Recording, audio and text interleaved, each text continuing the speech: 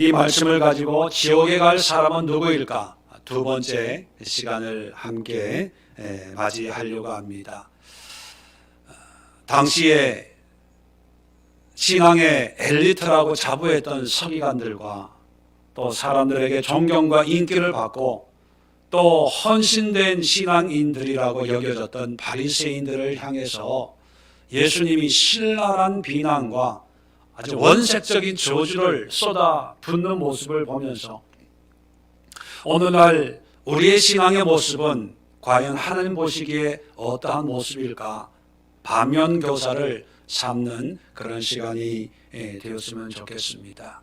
세상이 어렵고 힘들 때일수록 우리 신앙인들은 우리의 신앙이 하나님 앞에 바른 신앙을 가지고 있는지 점검하고 자문해 보는 그런 시간을 가져야 됩니다. 세상을 바꿀 능력은 우리에게 없지만 어려운 세상을 살아낼 믿음은 우리가 바르게 가질 수 있는 그런 믿음이 있기 때문이지요. 지난주에 이어서 오늘도 세 가지 면에서 왜 서기관들과 바리새인들이 예수님으로부터 이렇게 신랄한 저주와 분노의 대상이 되었을까 하나씩 살펴보려고 합니다.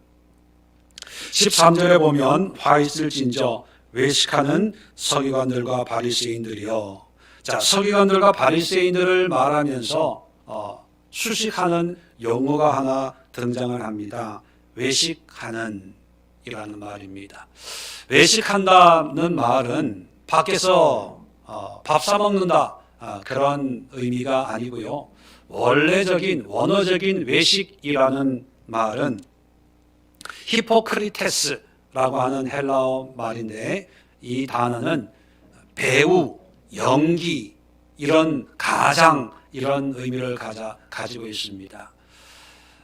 예수님 당시에 연기, 연극, 배우 이런 용어는 어떤 의미였냐 하면 시장이나 사람들이 많이 모이는 곳에 가면 사람들이 그 사회를 비판하든지 어떤 정치, 경제 또는 문학적인 의미에서 어떤 풍자적인 어떤 자기의 의견을 발표할 때 연극을 합니다. 연극을. 그런데 오늘날처럼 연극을 하는데 무대를 만들어 놓고 또 등장하는 인물들이 많은 것이 아니고 당시에는 한 사람이에요. 한 사람. 본인이 어떤 이슈를 가지고 직접 얘기하면 법적으로 문제가 되고 황제를 모독하고 신성을 모독하는 일이 생길 수 있기 때문에 이제 풍자적으로 연기를 하는데 혼자 1인 다역을 하는 거예요. 자, 1인 다역을 하기 위해서는 어떻게 해야 됩니까? 가면을 만들어. 어떤 영화나 이런 데 보면은 가면 무도회 해서 옷 쫙 차려입고 왜 가면 같은 거 하나 이렇게 눈 가리는 이런 거 들고 이렇게 아주 와하게 이렇게 파티하는 그런 장면들 있잖아요. 그런 장면들처럼 서민들은 그렇게 할 수 없으니까 이제 시장에서 가면을 만들어서 가면을 쓰고 그 사람 역할을 하는 거예요. 자, 그래서 또 다른 사람 역할을 하면 가면을 바꿔가지고 들고 또 그 사람 역할을 하면서 한 사람이 여러 개의 가면을 만들어 놓고 이제 연기를 하고 대화를 하고 그런 풍자적인 일을 하는 거죠. 이런 연기하는 사람을 히포크리테스라고 이렇게 불렀습니다. 그 말의 의미가 이제 연기하고 또 연기하는 배우고 또 가장하고 풍자하는 사람 이런 의미를 가지고 있습니다. 이런 히포크리테스, 외식이라는 이런 용어가 이제 신앙 안에 성경 안에 들어오면 어떤 의미로 사용되어지냐 하면 겉과 속이 다른 모습을 이야기하는 거예요. 연기하다 보니까 연기하는 사람과 연기할 그런 배역이 당연히 달라질 수밖에 없는 거죠. 자, 이런 현상을 신앙적으로는 속사람과 겉사람, 사람들이 보는 모습이 다른 모습을 우리가 외식이다 이렇게 이야기하는 것입니다. 자, 서기관과 바리새인들의 외식의 모습을 25절에 보면 이렇게 얘기합니다. 화 있을진저 외식하는 서기관들과 바리새인들이여 잔과 대접의 겉은 깨끗이 하되 그 안에는 탐욕과 방탕으로 가득하는도다. 겉과 속이 다르다는 거예요. 26절에 눈먼 바리새인들이여 너희는 먼저 안을 깨끗이 하라. 그리하면 겉도 깨끗하리라. 27절입니다. 화 있을진저 외식하는 서기관들과 바리새인들이여 패칠한 무덤 같으니 겉으로는 아름답게 보이나 그 안에는 죽은 사람의 뼈와 모든 더러운 것이 가득하도다. 이와 같이 너희도 겉으로는 사람에게 옳게 보이되 안으로는 외식과 불법이 가득하도다.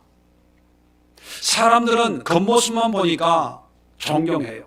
서기관들 성경을 연구하고 또 이 성경을 필사하는데요, 하나님의 말씀이기 때문에 우리처럼 그냥 손으로 연필로 쓱쓱 써내려가는 것이 아니라 이 사람들은요, 깨끗하고 정결하게 하루에 몇 자를 써야 되냐, 그 글자 수가 정해져 있습니다. 왜냐하면 너무 많이 쓰면 정성이 없어지기 때문에 그날 쓸 수 있는 글자 수가 딱 정해져 있어요. 그만큼 집중해서 쓰는 거죠. 쓰다가 하나님이라는 단어가 나오면 어떻게 하는지 아세요? 여호와 이렇게 쓰는 게 아니라요, 목욕하는 거예요. 목욕제게. 감히 어떻게 우리같이 더러운 인간이 하나님의 이름을 그렇게 함부로 쓸 수 있냐 해가지고 하나님의 이름을 쓰기 위해서는 목욕제게 하는 거예요, 여러분. 그리고 함부로 하나님의 이름을 부를 수가 없어요. 우리가 성경을 보면 여호와라는 말이 있잖아요. 순복음에서는요, 여호와라고 하지 않고 야훼라고 불러요. 뭐가 맞는 발음일까요? 여호와가 맞아요, 야훼가 맞아요? 여러분 몰라요. 성경에 글자가 있는데 자음, 이게 자음만 있어요. 자음만 있는데 모음을 어떻게 붙일지 몰라요. 왜 그런지 아세요? 함부로 하나님의 이름을 만홀히 부를 수 없어서 그 하나님의 이름을 안 불렀어요. 그러니까 이게 수백 년 지나오면서 하나님의 이름을 어떻게 부르는지 그 자음과 모음이 모르는 거예요. 그 정도예요. 굉장하지 않아요? 그 정도로 정말 경건하고 하나님을 사랑하는 그런 사람의 모습으로 존경을 받는 거예요. 바리새인들은 어떻습니까? 철저하게 말씀으로 지키는 거예요. 멀리서 봐도요, 바리새인인지 단번에 알 수가 있습니다. 왜요? 머리털을 깎지 않고 한여름에도 이 모자를 쓰고 그 예복을 입고 먹을 것 먹고 먹지 말아야 될 것 안 먹고, 누가 봐도 야, 신실한 바리새인이구나 존경하고 인정하는 그런 사람들입니다. 그런데 정작 하나님은, 예수님은 그들을 바라보면서 겉으로는 사람들에게 좋게 보이지만은 속은 썩은 무덤이란 무덤, 냄새나는 악독과 탐욕으로 가득한 그런 더러운 모습으로 살아가면서 그저 겉으로만 번드르하게 연기하는 것처럼, 가면을 쓰고 신앙생활하는 것처럼 그런 신앙인이기 때문에 사도 바리새인들과 서기관들을 이렇게 신랄하게 비난하고 정죄하는 것입니다. 그러면 참 우리에게는 어려움이 많이 생깁니다. 목사님, 그러면 겉과 속을 똑같이 해야 되는데 그렇게 어떻게 신앙생활 합니까? 또 그렇게 신앙생활 하는 사람이 누가 있어요? 내 속은 썩은 문드러져도 교회 가서 교인들 만날 때는 집사님 반가워요, 안녕하세요, 아유, 화사하게 우아하게 그래야지. 뭐 내가 힘들다고 화내고 짜증내고 어떻게 그렇게 살아요? 그게 당연한 게 아닙니까? 사람 만났는데 반갑게 인사하고 또 신앙생활 열심히 하고 다 그러지 뭐. 안 그런 사람이 어디 있어요? 뭐 이렇게 반문할 수도 있습니다. 특히 우리 유교적인 문화 속에 살고 있는 우리들은 이 체면 문화라고 하는 게 있어가지고 참 외적인 가면을 쓰는 게 익숙해져 있어요. 이게 하나의 습관처럼 당연한 것처럼 그렇게 여겨지는 그런 문화를 가지고 있기 때문에 우리는 외식이다라고 하는 거에 대해서 별로 그렇게 큰 문제라고 생각을 하지 않습니다. 그런데 예수님은요, 이 외식하는 거에 대해서 아주 중요하고 또 심각하게 여기고 있습니다. 그 모습을 우리 누가복음 12장을 한번 열어 보면서 우리 찬찬히 살펴보려고 합니다. 우리는 그저 아무 생각 없이 또 하나의 가면을 쓰고 신앙생활하고 사람들을 만나는 것에 대해서 성경은 얼마나 심각한 문제로 다루고 있는가 확인을 시켜 드리겠습니다. 누가복음 12장 1절을 보십시다. 자, 그동안에 무리 수만 명이 모여 서로 밟힐 만큼 되었더니 예수께서 먼저 제자들에게 말씀하여 이르시되 바리새인들의 누룩 곧 외식을 주의하라. 자, 수많은 사람들이 따라오는데 예수님이 제자들에게 뜬금없이 어떤 상황인지 모르겠지만 바리새인들의 누룩 곧 외식을 주의하라. 외식하는 바리새인들을 주의하라는 거예요. 자, 여기서 첫 번째, 외식을 뭐로 비유하고 있습니까? 누룩으로 비유해요. 외식을. 자, 누룩, 성경에서 누룩이 의미하는 바가 뭔지 여러분 아시죠? 보통 성경에서 누룩은 뭐를 상징하는 물질로 묘사하고 있습니까? 죄입니다, 죄. 죄의 어떤 속성입니까? 작은 것도 큰 영향력을 가지고 있다는 것을 의미할 때 누룩을 상징합니다. 그래서 주님 앞에, 하나님 앞에 예배하고 제사할 때는 항상 누룩 없는 떡으로 제사를 지냅니다. 우리가 무교병이라고 그러죠. 무교병. 누룩을 뺀 거예요. 왜냐하면 누룩이라고 하는 그 속성처럼 죄도 별거 아니야라고 하는 것이 결국은 전체를 오염시키는 어떤 죄의 속성이 누룩과 비슷하기 때문에 누룩을 통해서 경계심을 갖도록 누룩을 죄로 비유하는 거예요. 그런데 이 누룩을 또 비유하는 게 뭐냐면 외식하는 거예요. 외식할 때 사람은 내가 죄를 짓는다라고 생각하고 외식하는 사람 별로 없을 거예요. 체면 때문에, 형편 때문에 그냥 이 순간을 그냥 쉽게 모면하기 위해서 일상적인 임기응변으로 가면을 쓰는 거죠. 뭐 나쁜 마음으로 쓰는 게 아니에요. 그죠?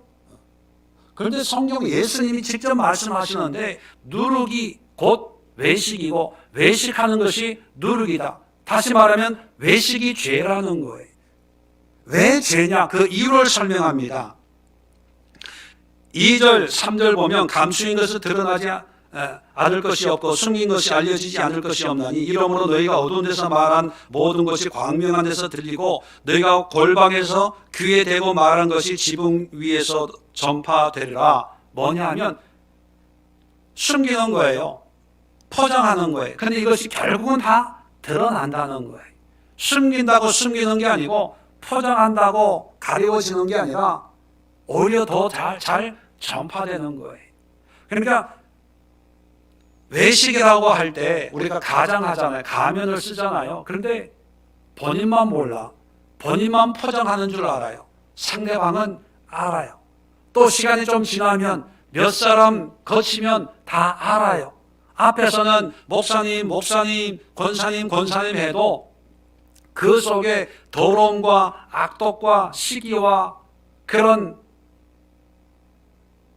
이중적인 외식적인 모습이 있으면 결국은 알아요. 알게 돼요. 그걸 얘기하는 거예요. 왜? 그런데 다 드러날 것인데도 왜 사람들이 자꾸 외식을 하냐면 그 이유가 4절에 내가 내 친구 너에게 말하노니 몸을 죽이고 그 후에는 능히 더 못하는 자들을 두려워하지 말라. 이게 뭐냐면 사람을 두려워하지 말라는 거예요. 사람들을 두려워하지 말고 5절에 마땅히 두려워할 자를 내가 너에게 보이리니 곧 죽인 후에 또한 지옥에 던져 넣는 권세 있는 그를 두려워하라. 내가 참으로 너에게 이르노니 그를 두려워하라. 자, 4절은 사람을 얘기한다면 5절은 누구를 두려워하라는 얘기예요?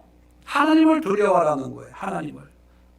자, 그래서 여러분 외식, 가장하고 어떤 포장을 하는 것은 뭐냐 하면 앞에 있는 사람을 의식하고 그 사람을 두려워하는 거예요. 물론 두려워한다고 해서 이 사람이 나를 어떻게 한다고 하는 그런 두려움이 아니라 내 체면, 내 존재감, 사람들이 나에 대해서 뭐를 어떻게 얘기할까라고 하는 그런 평판, 평가 이런 여러 가지에 대한 두려움을 얘기하는 거예요.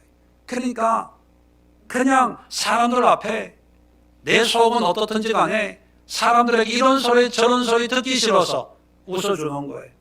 포장하는 거예요. 믿음이 없는데도 믿음 있는 것처럼, 모르는데도 아는 것처럼, 못하는데도 하는 것처럼 그렇게 포장을 하는 거예요. 왜? 두려움 때문에.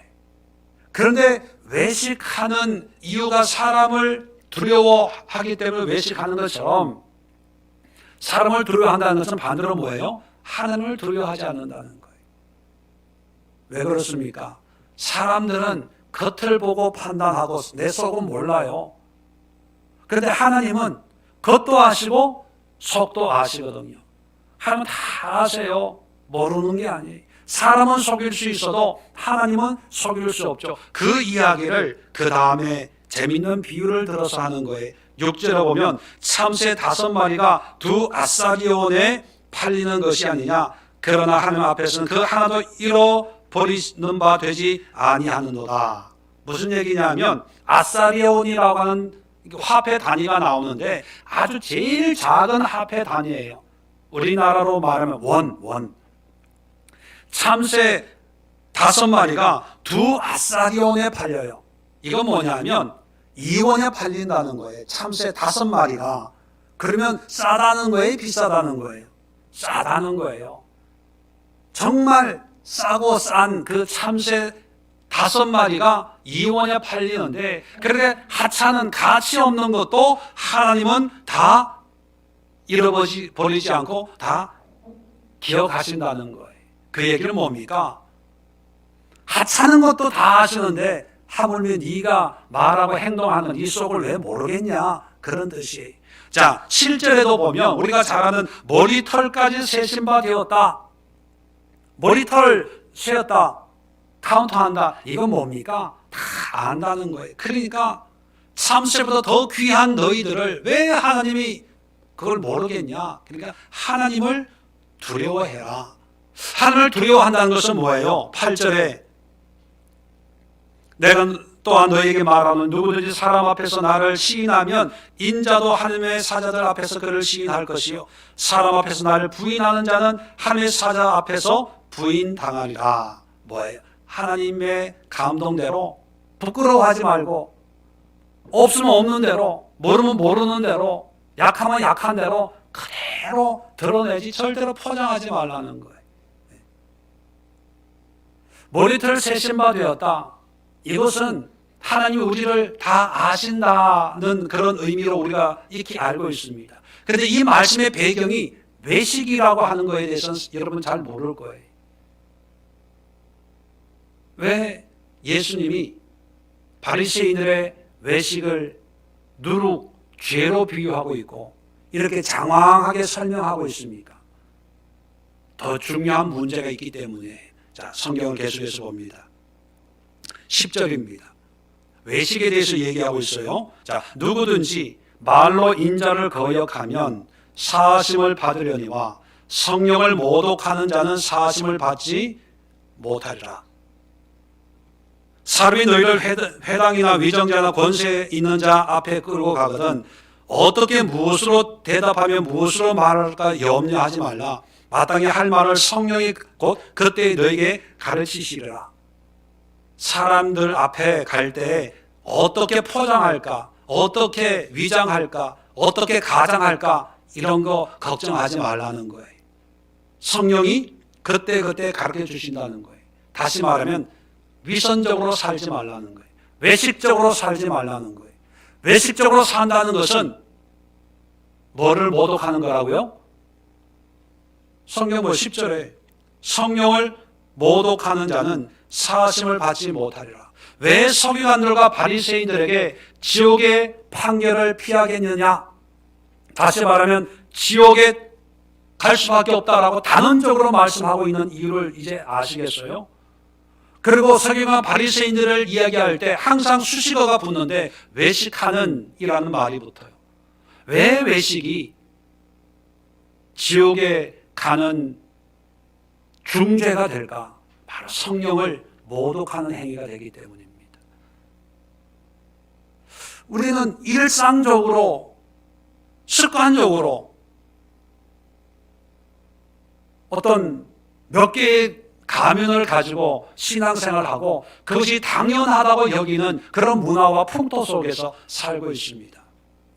그런데 여러분, 하나님이 볼 때는 성령을 모독하고 있다, 죄를 짓고 있다, 그렇게 판단한다는 거예요. 음란하고 술 취하고 방탕한 것은 죄라고 우리는 누구나 인정을 합니다. 그런데 외식하는 것도 그런 범주에 드는 죄예요. 외식하는 것도 누룩처럼 우리 전체를 오염시키는 죄입니다. 그런데도 우리는 그런 심각성을 모르고 2중, 3중, 4중, 5중, 그래서 우리가 표현하기를 양파 껍질 같은 사람, 이런 표현을 쓰잖아요. 하나님은 우리가 진실하기를 원해요. 겉과 속이 한결같은 그런 사람 신앙을 원한다는 거예요. 하나님을 믿기 때문에 하나님의 은혜와 긍휼을 우리가 누리고 또 그것을 사모하기 때문에 하나님 앞에서의 나의 모습이 어떤 모습인가를 늘 생각하면서 사람들이 나를 보는 것에 대해서는 염려하거나 두려워할 필요가 없다고 여겨야 되는데, 오히려 사람들이 보는 거에 더 관심을 가지고 하나님이 보는 거에 대해서는 무감각해지는 그런 신앙의 행태가 되어버린다면 우리 또한 하나님의 진노와 저주를 피할 길이 없다는 것입니다. 그렇다면 외식하지 않는 신앙이란 뭐냐? 오늘 누가복음 12장에 말씀하고 있는 것처럼 하나님을 두려워하고 하나님 앞에서 하나님이 주시는 감동 있는 그대로 시인하고 고백하고 성령의 인도하심 가운데 우리의 약함과 우리의 부족을 그대로 드러내는 거예요. 숨김으로 해서 세상으로 인정받고 사람들에게 존경받는 그것만 생각하는 것이 아니라 오히려 하나님 앞에 성령의 음성에 순종함으로 나의 부족, 나의 약함을 보일 때 당장은 이런 소리 저런 소리 들을 수 있죠. 그걸 조금 길게 보면요, 그것이 진실함을 이 세상이 안다면 오히려 세상은 더 인정하고 존경하고 사랑하는 그런 신앙이 될 수 있다는 것이 하나님의 뜻입니다. 다시 말하면 외적인 것으로 사람들에게 존경받으려고 하지 말고 내적인 신앙의 모습으로 존경을 받아라, 그것이에요. 그렇게 보면 우리가 익숙한 체면 문화 속에서 익숙한 이런 가면적인 외식적인 어떤 초세술이 하나님 앞에서 얼마나 무서운 죄악인가 다시 한번 마음에 깊이 새기는 그런 시간이 될 수 있기를 바랍니다. 두 번째, 예수님의 판단이 13절에 계속해서 나오는데, 계속해서 보면 너희는 천국문을 사람들 앞에서 닫고 너희도 들어가지 않고 들어가려 하는 자도 들어가지 못하게 하는도다. 자, 여러분, 바리새인과 서기관들은 말씀드린 것처럼 하나님을 정말 헌신적으로 섬기는 그런 무리들입니다. 그런데 이 사람들은 한 번도 천국문을 닫고 나는 천국에 안 갈 거야, 또 그들을 따르는 사람들에게 너희들도 천국 가면 안 돼 이렇게 막은 적이 없어요. 그죠? 오히려 반대로 이들은 자기들이 먼저 천국에 당연히 갈 수 있는 사람, 또 천국을 가고 싶어서 헌신하는 사람, 또 누가 봐도 저 서기관은, 저 바리새인은 천국에 가서 상급이 많을 거야 인정받는 사람이에요. 얼마나 열심히 하나님의 말씀으로 살았는지 그 증거가 흔적이 있는데 23절에 보면 화 있을진저 외식하는 서기관들과 바리새인들이여 너희가 박하와 회향과 근처의 11조는 드리되. 자, 서기관들 바리새인들의 신앙이 한 단면인데 11조를 드리는데요, 박하, 회향, 근처의 11조도 드렸대요. 이게 무슨 뜻이냐면 박하, 회향, 근체라고 하는 것은 오늘날로 보면 조미료입니다. 조미료. 음식할 때 조금 들어가는 그 조미료, 소금 조금, 간장 조금. 추어탕 먹을 때 이렇게 뿌리는 게 뭐죠? 산초라고 그러나요? 산초 있잖아요. 조금 넣잖아요. 그것도 밥 먹을 때 거기에도 11조를 드려요. 미원에도 간장에도 11조를 얼마나 열심히 하나님 앞에 헌신하는 사람일까요? 누가복음에 보면 예수님이 비유를 드는데 바리새인과 세리의 비유를 드는 장면이 있습니다.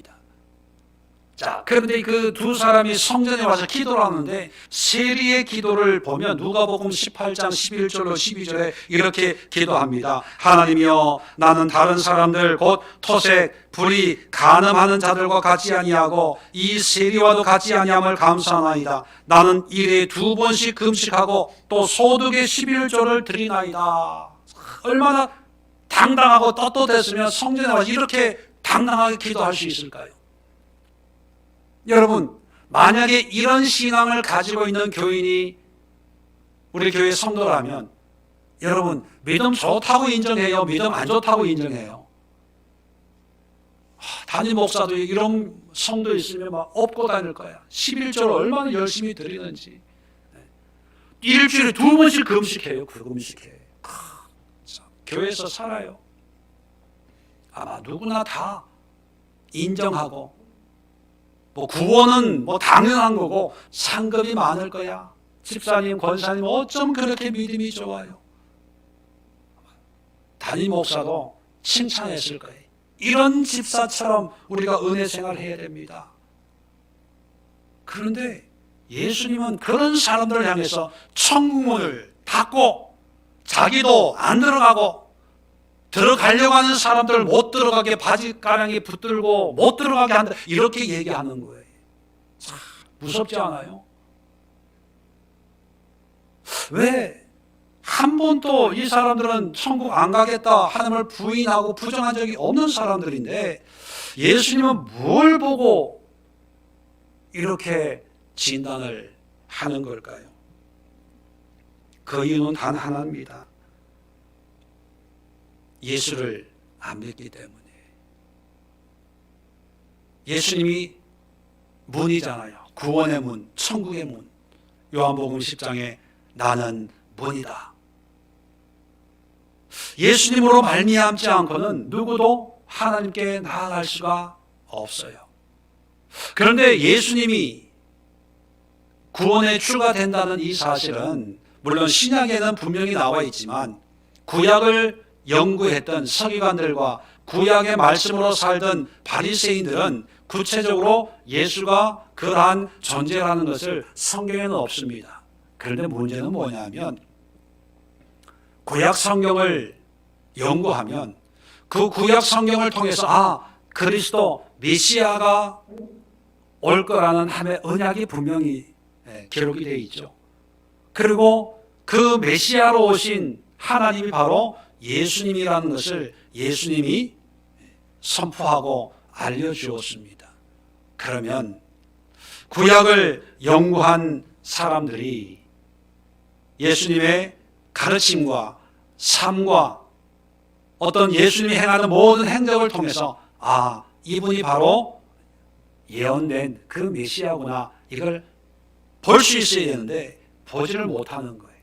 그래서 보지 못하기 때문에 그 다음에 이어서 예수님이 이들을 향해서 뭐라고 지칭하냐면 맹인이다, 이런 지칭을 합니다. 16절 볼까요? 23장 16절. 화 있을 진저 눈먼 인도자여. 눈먼 인도자로 얘기합니다. 17절에 어리석은 맹인들이여. 19절에 맹인들이여. 24절에 맹인된 인도자여. 26절 눈먼 바리새인들이여. 5번씩이나 맹인이라는 의미의 호칭을 불러요. 보지를 못한다는 거예요. 뭘 보지 못하는 거예요? 예수를 보지 못하는 거예요. 우리는 이렇게 생각을 합니다. 구약에 예수라는 이름이 없잖아요. 그런데 어떻게 예수님을 알 수 있어요? 네. 여러분, 누가복음에 보면 병행구절이라 그러죠. 똑같은 내용을 마태는 이렇게 기록하고 누가는 저렇게 기록하고 그 병행구절이 있는데 한번 찾아봅시다. 11장 52절. 누가는 이 말씀을 어떻게 기록하고 있는지 우리가 보면 거기에 단서가 나옵니다. 누가복음 11장 52절.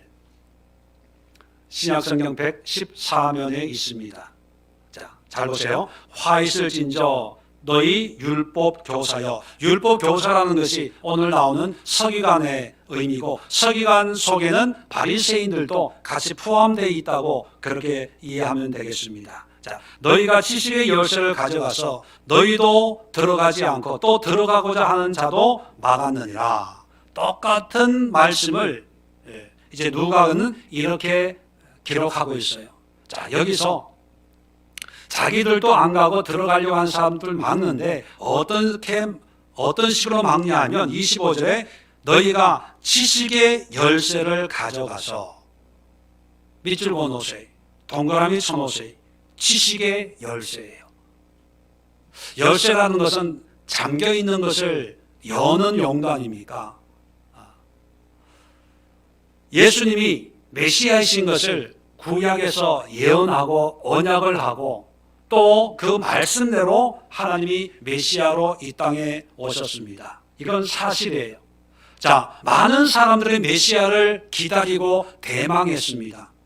세례 요한 같은 경우에도 오실 메시아를 예비하기 위해서 광야에서 물로 죄사함의 세례를 베풀면서 예수님 메시아를 기다렸던 그런 사람이었죠.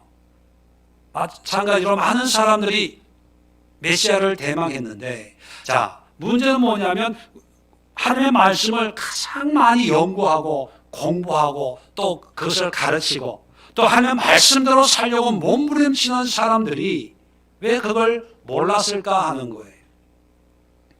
그 이유가 바로 오늘 지식의 열쇠예요. 지식이라고 하는 것은 우리가 잘 알고 있는 대로 연구하고 공부하는 거죠. 자, 그런데 이들이 실수한 게 뭐냐면 지식의 열쇠를 가지고 있기 때문에 그 지식에 합당한 것은 인정하지만 합당치 않는 것은 거부하는 거예요. 그 결과가 뭡니까? 예수님의 성육신과 예수님의 말씀과 예수님의 가르침이에요. 그들이 가지고 있던 지식과는 전혀 다른 모습이거든요. 예수님의 성육신이 인간의 지식으로 이해가 되는 부분입니까? 예수님의 천국 복음이 그 당시에 로마의 식민지 아래에 있던 서기관과 바리새인들이 가지고 있는 그런 세상적인 지식 또 세상적인 어떤 가치관과 같은 거예요? 아니에요. 달라요. 오리를 가라고 하면 심리를 가지래요. 왼뺨을 때리면 오른뺨을 대주고 겉옷을 달라고 하면 속옷까지 주래요. 더 나아가서 극단적으로 낮아지고 죽으래요. 나를 따르려면 십자가를 지고 따르래요. 이거 그들이 가지고 있는 지식으로는 하나도 맞는 게 없는 거예요. 그래서 배척하는 거죠. 예수님을 가장 많이 핍박하고 배척하고 방해했던 사람의 무리가 누군지 아시죠? 바로 성경을 가장 많이 알고 가장 많이 공부하고 가장 열심히 하나님을 섬긴다고 하는 서기관과 바리새인들이 바로 그런 짓을 한 겁니다. 이유가 뭡니까? 지식 때문에, 지식 때문에. 이들의 열심과 이들이 가지고 있는 지식이 오히려 지옥으로 떨어지는 그런 티켓이 되고 만 거예요. 그렇게 보면 우리가 물론 지식이 다 나쁘다는 것은 아닙니다.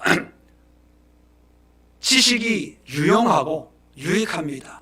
그런데 이 지식만 붙잡으면 하나님의 신비로운 섭리를, 영이신 하나님이 역사하시는 영적인 세계를 인간의 지식으로는 절대로 이해할 수 없다는 사실을 우리는 인정해야 돼요. 그래서 그런 말이 있죠. 철학이 끝난 곳에 신학이 시작을 한다.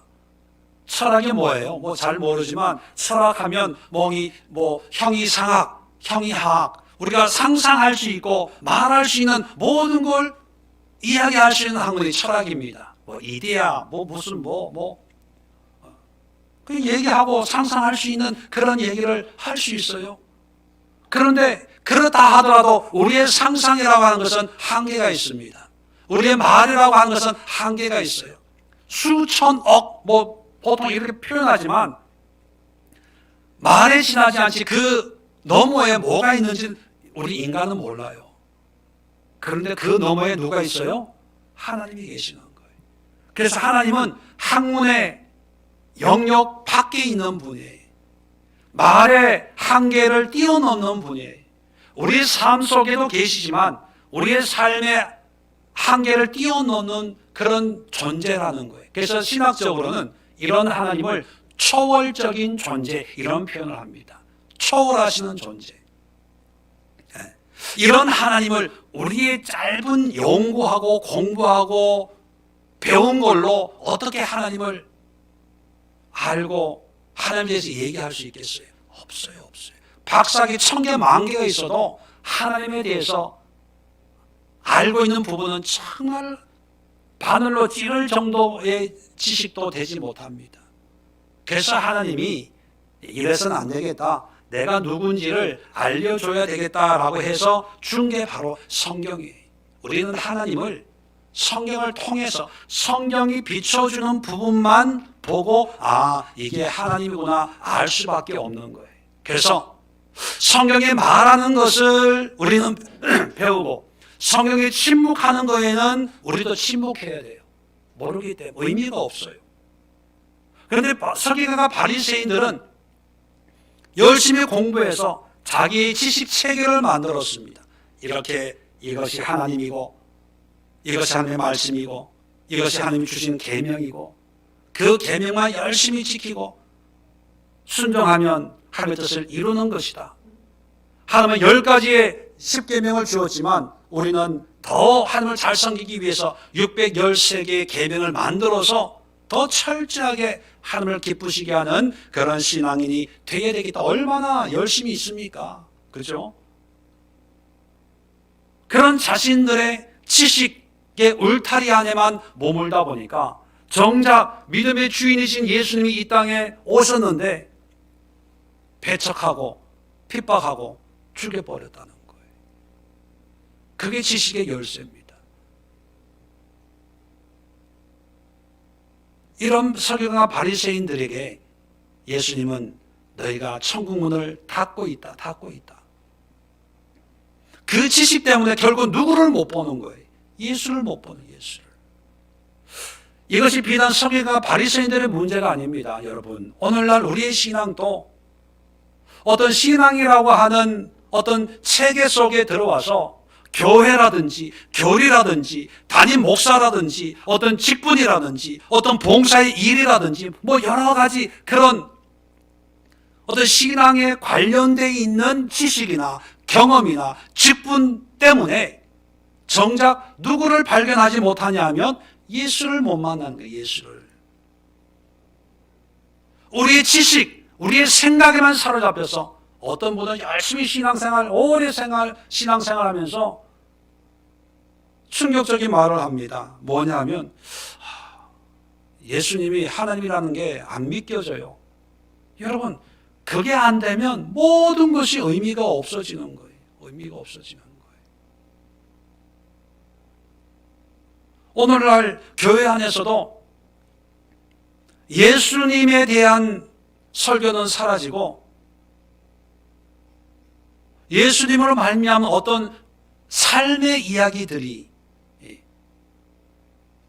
더 많아지는 그런 시대가 되고 있습니다. 왜냐하면 삶이 힘드니까, 어려우니까, 믿음으로 어떻게 이 어려움을 극복할까? 믿음으로 어떻게 이 난관을 극복할까? 어떻게 하면 성공할까? 어떻게 하면 의미 있고 보람된 그런 삶을 살 수 있을까? 거기에 관한 내용들이 사람들에게 감동을 주고 도전을 주는 그런 시대가 되고 있습니다. 여러분, 교회의 존재 목적이 뭔지 아세요? 교회는요, 예수만을 전하는 거예요. 교회 오는 목적도 예수님을 알고 만나고 예수님께 영광을 돌리기 위해서 오는 거예요. 다른 목적이 아니에요. 그러면 예수를 보기 위해서는 어떻게 해야 됩니까? 필연적으로 죄의 문제가 해결되어야 되는데 그것을 우리는 회개다 그렇게 얘기합니다. 교회는요, 회개와 그로 인한 예수님만을 전하는 거예요. 복음서와 바울의 서신서를 보세요. 다른 내용 없어요. 회개하고 예수를 구주로 영접하고 난 뒤에 그 다음에 우리의 삶을 이렇게 저렇게 살아라, 그 내용밖에 없어요. 근데 요즘은 거꾸로 됐어요. 먼저 삶 회복이 되고 난 뒤에 기반 닦고 좀 안정을 시키고 어려운 문제를 해결하고 난 뒤에 그때 가서 신앙생활, 예수님에 대해서 성경도 보고 책도 좀 읽어보고 그런 시대가 되고 말았습니다. 열심히 한다고, 성경을 많이 한다고, 기도 많이 한다고 구원받고 천국 가는 게 절대로 아닙니다. 오직 구원은 예수님을 바라보고 예수님과 동행하는 삶, 그 외에는 없어요. 구원의 진리는 아주 간단합니다. 여러분, 이번 3월에 추천한 불편한 믿음이라는 책을 제가 소개해 드리는데 그 책을 읽으면 예수님을 말미암는 이 믿음이 어떤 의미인가 더 확실하게 자세하게 이해되기 쉽게 써놨기 때문에 그 책을 참고하십시오.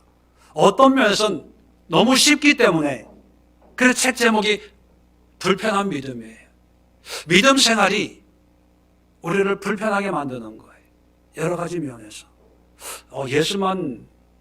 예수를 믿어야 천국 가고 구원이 있고 안 믿으면 천국 못 가?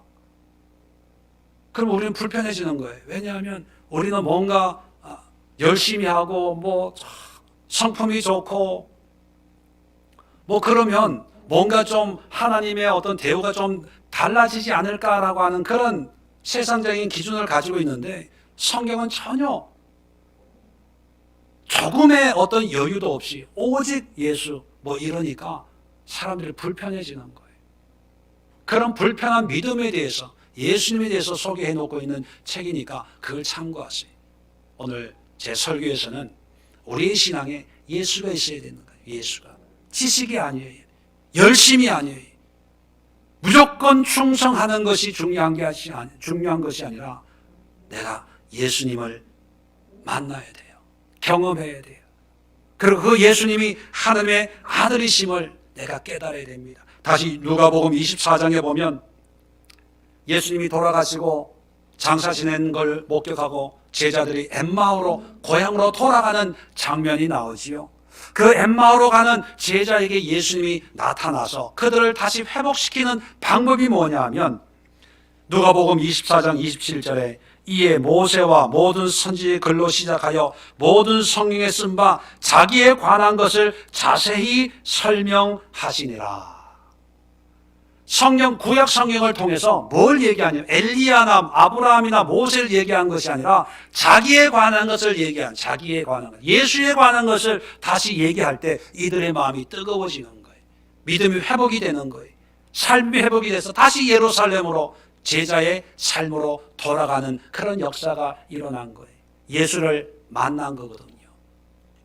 영적인 소경에서 눈을 떠서 예수가 메시아인 것을 다시 한번 깨닫게 되었거든요.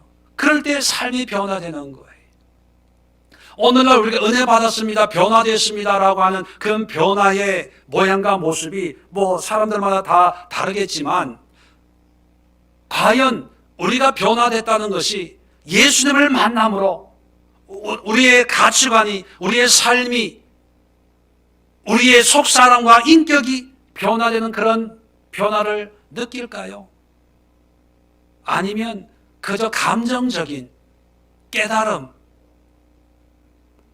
감정적인 흥분, 심리적인 어떤 안정감이나 보장을 통해서 위로를 받는 얄팍한 어떤 변화였다면 여러분 위험한 거예요. 서기관과 바리새인들의 부류에 지나지 않는 위험한 그런 은혜일 수 있습니다. 바리새인과 서기관들이 예수님의 진노를 산 것은 지식이 없어서가 아닙니다. 열심이 없어서가 아니에요. 예수가 없어서예요.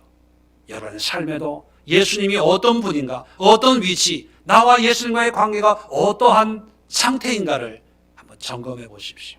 그 예수가 보이지 않는다면 나도 이들과 똑같은 영적인 맹인이구나 이렇게 진단하시고 기도하십시오. 그리고 노력하십시오. 하나님의 은혜가 분명히 임하게 될 줄로 믿습니다. 세 번째 15절에 보면 화 있을진저 외식하는 서기관들과 바리새인들이여 너희는 교인 한 사람을 얻기 위하여 바다와 육지를 두루 다니다가 생기면 너희보다 배나 더 지옥 자식이 되게 하는도다. 자, 세 번째 이들의 신앙의 문제가 뭐냐면 잘못된 열심입니다. 잘못된 열심. 열심이 다 좋은 게 아니라 바른 진리에 바른 말씀을 따르는 그런 열심이면 좋은데 이제 첫 단추부터 잘못된 거예요. 지난주에 살펴본 것처럼 이 바리새인 서기관들이 가지고 있는 이런 신앙이 처음부터 잘못됐기 때문에 그 잘못된 신앙을 아무리 열심히 한다고 해서 사람들은 그걸 모르기 때문에 박수를 쳐줘요. 그런데 하나님은 아니라는 거예요. 오늘 15절에 보면 두 종류의 열심이 나옵니다. 첫 번째는 서기관과 바리새인들의 열심이에요. 한번 보세요. 교인 한 사람을 얻기 위하여 바다와 육지를 두루 다니다가 한 영혼을 천하보다 귀하게 여기는 그런 목자의 심령, 우리가 많이 알고 있는 그런 모습들이잖아요. 전도하기 위해서 얼마나 많은 수고와 노력을 경주합니까? 그런 모습을 보고 이 교회 목사님은 참 영혼을 사랑하고 전도에 목숨을 걸고 참 대단하다. 아마 칭찬하고 인정을 하는 그런 모습일 수 있습니다. 그런데 하나님은, 예수님은 좀 더 가면 육지를 두루 다니다가 생기면 너희보다 배나 더 지옥 자식이 되게 하는다. 너희보다 배나 더 지옥 자식이라고 하니까 너희라고 하는 서기관과 바리새인들도 뭐가 되는 거예요? 지옥 자식이 되는 거예요. 지옥 자식이 된다는 말은 다른 말로 표현하면 지옥에 간다는 거거든요. 이렇게 열심히 하는데도 지옥을 가요. 그 이유에 대해서는 지난주와 조금 전까지 서기관과 바리새인들의 신앙의 상태가 어떤 문제 때문에 지옥에 가는지 아마 여러분 알고 계실 거예요. 자, 그럼 또 하나의 사람들이 등장합니다. 누구냐면, 자, 바다와 육지를 두루 다니다가 생기면 누가 생겨요? 믿는 사람들, 따르는 사람들이, 우리 식으로 표현하면 이제 전도가 된 거예요. 전도된 사람들이 이제 이 서기관과 바리새인들을 이제 믿고 따르고 하나님을 섬기게 된다는 거죠. 자, 그러면 너희보다 배나 더 지옥 자식이 되게 하는도다. 배나 더 지옥 자식이 된대요. 이 배라고 하는 것은 뭐 지옥 가는데 뭐 배나 더 지옥 가고 그런 의미가 아니라 강조하는 거죠. 스승보다 따르는 자들이 더 지옥에 떨어진다. 그런 어떤 강조의 의미를 가지고 있습니다. 여러분, 우리는 그런 생각을 해요. 잘못 가르치니까 우리는 그냥 그런 줄 알고 믿고 따랐을 뿐인데, 목사님들이 제대로 가르쳐야지 뭐. 우리 성도들은 설교하면 그런가 보다 그렇게 여기지 우리가 어떻게 그걸 다 알아? 우리는 그렇게 생각을 합니다. 즉 그런 관점에서 보면 예수님은 전혀 엉뚱한 말씀을 하는 거예요. 가르친 사람보다 따르는 사람이 배나 더 지옥 자식이 되는 거예요. 이게 왜 이렇게 말씀할까요? 물론 가르치는 사람도 문제가 있어요. 그런데 배우는 사람도 그 문제에서 죄에서 벗어날 수가 없다는 거예요. 이거 뭡니까? 분별 없이 열심을 하는 거예요. 뭐 요즘도 마찬가지지만 당시도 서기관들과 바리새인들이 어떤 자기들의 어떤 신념이나 주장을 전달하기 위해서 아마 체계적인 어떤 신앙의 훈련의 프로그램 같은 것들이 아마 있었을 겁니다. 자, 전도를 해서 그런 훈련과 프로그램을 가르쳐요. 그러면 사람들은 전도돼서 열심히 하겠죠. 왜? 인정받기 위해서. 그리고 이것이 하나님을 바르게 섬기는 길이다라고 하는 자기 확신이 있어서 아주 열심히 할 거예요. 예수님이 이런 말씀하기 전에는 꿈에도 자기들이 지옥에 간다고 생각을 못하고 열심히 했을 겁니다. 그래서 어떤 분들은 전도한 사람보다 더 뛰어난, 더 열심히 있는 그런 신앙생활로 주변으로부터 칭찬받고 인정받는 그런 모습도 없지 않아 있었을 거예요. 그런데 예수님이 그런 모습을 보시고 가르치는 사람도 지옥 가고 배우는 사람도 두 배나 지옥 자식이 되는구나 한탄하고 안타까워 하셨다는 것입니다. 이것이 오늘날 우리에게 어떤 도전을 줍니까? 우리의 신앙이, 우리의 믿음이, 우리의 열심이 바른 열심인가? 우리가 분별해야 됩니다.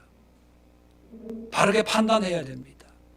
이제는 2000년 전에도 이런 말씀을 주셨는데 2000년이 지난 오늘날 우리의 신앙의 풍토를 보면 정말 말씀과 또 영적인 세계와 하나님의 뜻과 마음을 알 수 있는 참 많은 도구들을 하나님이 우리에게 허락해 주셨습니다. 가장 대표적인 것이 교회고, 그리고 많은 성경에 관한 책들과 또 부수적인 그런 도구들이 많이 있습니다. 근데 과연 우리들은 얼마나 열심히 그런 진리를 위해서 분별하고 바르게 판단하려고 바른 열심으로 바른 믿음 생활을 하기 위해서 몸부림치고 있나요? 일반적으로 보면 교회에 등록하면 그 교회에서 하는 대로 따라가는 것이 좋은 신앙, 좋은 믿음이라고 여겨집니다. 물론 담임 목사의 설교나 이런 것이 가장 1차적인 거기 때문에 교회를 정할 때 여러 가지 것을 보고 어렵게 정하겠지요. 근데 여러분, 담임 목사의 설교만이 모든 구원과 모든 영혼을 책임져 주는 게 아닙니다.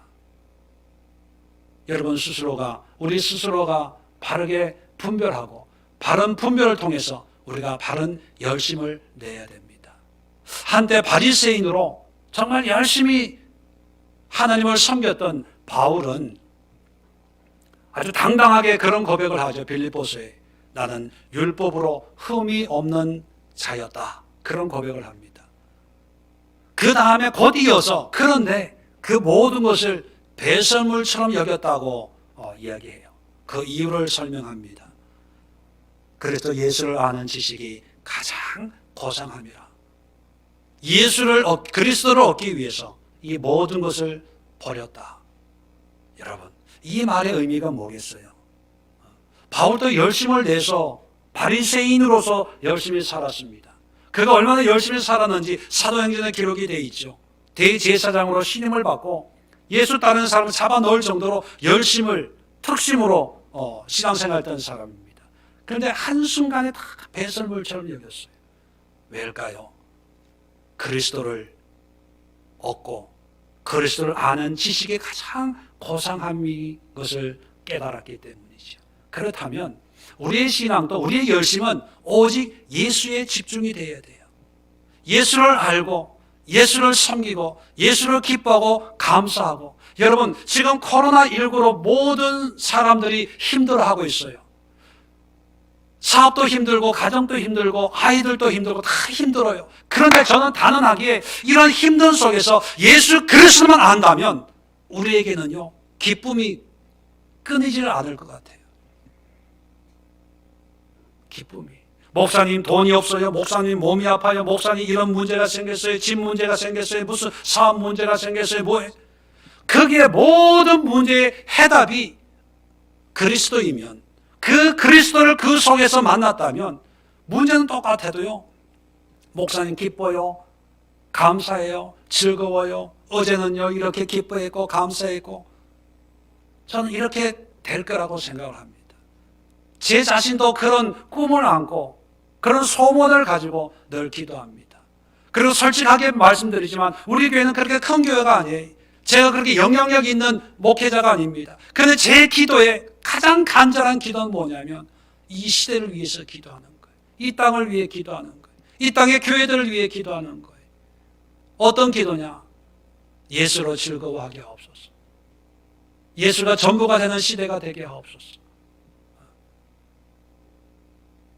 예수의 계절이 오게 하시고 예수의 시대가 오게 하시고 예수님의 꿈이 이루어지는 그런 때가 되게 하옵소서. 그런 기도를 해요. 왜요? 예수를 위한 열심이 아니면 위험할 수 있거든요. 교회 건축, 교회 부흥에 다 필요한 거예요. 근데 그 모든 것이 예수님이 되어야 돼요. 예수님이 목적이 되어야 돼요. 그런데 우리는 예수님을 위에 앉혀놓고 명목상에 주인으로 앉혀놓고 그 나머지는 다 내가 원하는 것, 내 뜻대로 돼야 되고 내가 원하는 듯 돼야 되고 내가 기뻐하는 환경과 여건이 돼야 되고 거기 안 되면 다 실망하고 사는 게 왜 힘들고 어렵고 외롭고 답답하고 안타깝고. 예수님의 자리는 어디에 있는 거예요, 그러면? 예수님은 어떤 영향력을 우리에게 미치는 거예요? 우리의 믿음은 어디에 가 있는 거예요, 여러분? 그것이 바로 서기관들과 바리새인들이에요. 이들은 11조 안 하면 큰일 나는 줄 알거든요.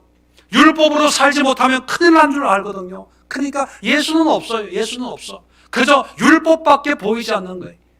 주일 성수, 성전밖에 보이질 않는 거예요. 핍박과 고난이 와도 죽어도 성전에서 죽어야 되고 제사 드리다가 죽어야 되고 내가 먹을 것이 없어서 11조 꼭 드려야 된다고 믿습니다. 왜요? 예수가 없기 때문에 두려움이 있거든요. 그 두려움을 해결하기 위해서는 내가 그렇게 했다라고 하는 나의 의, 나의 확신, 나의 위안을 삼을 만한 그런 보여지는 것들이 있어야 되거든요. 근데 예수는 보이질 않아요. 막막해요. 어디에서 예수를 만나야 되고 어떻게 만나야지 모르는 거예요. 그런데 여러분 잘 보세요. 제가 책을 소개하고 신앙마당을 하자, 기도하자, 예배드리자, 그게 다 예수를 만나는 방법이거든요. 그런데 안 따라와. 안 해. 몇 년째 책 좀 읽어봅시다 얘기해도요, 한 권도 안 읽고 버티는 사람들이 6명 있어요. 합시다. 영상으로 대면이라도 모입시다. 끝까지 안 해. 끝까지. 그러면서 예수를 모른대. 어떻게 할 줄 몰라요. 알려주세요. 아니, 알려주잖아요. 매주 설교를 알려주잖아요. 이렇게 삽시다. 이렇게 마음을 가집시다. 이렇게 믿음으로 삽시다. 알려주잖아요. 여러분, 이게 뭐냐면 어쩌면 여러분들도 서기관과 바리새인일 수 있습니다. 왜요? 주일은 교회에서 예배 드려야 되니까. 예배 드려야 일주일이 마음이 편하니까 여기 와 있는 분들도 없지 않아 있을 거예요. 거기 서기관과 바리새인들이에요. 예수가 없으니까. 그런 사람을 모아놓고 제가 이렇게 설교를 10,000명, 10,000명 모아놓고 설교하면 뭐합니까? 나도 지옥 자식이고 너를 따르는 성도들도 배나 지옥 자식이 되게 하는도다. 이렇게 얘기할지 모르잖아요. 그래서 제가 여러분에게 부탁을 합니다. 여러분, 예수님이 왜 서기관과 바리새인들을 향한 이 말씀을 무리와 제자들에게 지난주에 말씀드렸잖아요. 왜 서기관과 바리새인들이 잘못하면 그들에게 야단치면 되는데 그들이 이 자리에 있는지 없는지 모르지만 이 서기관과 바리새인들을 향한 말씀을 무리와 제자들에게 하는 거예요. 그건 뭐냐면 너희들도 똑똑히 들으라는 거예요. 너희들도 이러면 안 된다는 거예요. 그죠? 바로 그 대상이 우리가 아닐까요? 우리는 서기관 바리새인 되지 맙시다. 지식의 열쇠로 말만 하고 사람들에게 인정받으려고 이쁘게 치장하고 뭐 지켰니 안 지켰니 이런 거 하지 맙시다. 가장 우리끼리는 가족이잖아요. 제가 에클레시아 하는 이유도 뭐냐면 작은 신앙 공동체를 통해서 우리의 이 외식적인 옷을 벗어버리고 서로 나눔을 통해서 내 생각은 이렇습니다. 난 이해가 잘 안 돼요. 나는 이렇게 살지를 못하고 있어요. 이걸 그저 몇 가정에 모여서 그 순간만큼은 외식하지 말고 성령의 성령을 모독하지 말고 죄 짓지 말고 조금이라도 하나님의 말씀에 순종한 진실된 모습으로 서로 나누고 기도합시다. 그래서 리더들에게 제가 늘 그런 얘기를 합니다. 논쟁하지 말고 따지지 말고 가르치려고 하지 마라. 들어줘라 들어줘. 나누어라 나누어. 그렇게라도 말씀대로 한 번 연습하고 두 번 연습하고 한 달 하고 1년 하고 2년 하다 보면 우리의 가식적인 게 없어지고 무너지고 조금이라도 하나님의 뜻에 합당한 삶으로 우리가 뭐 완전하게 산다고 해서 얼마나 완전합니까? 여전히 죄인이고 여전히 하나님 앞에는 아무 버러지 같은 그런 존재예요.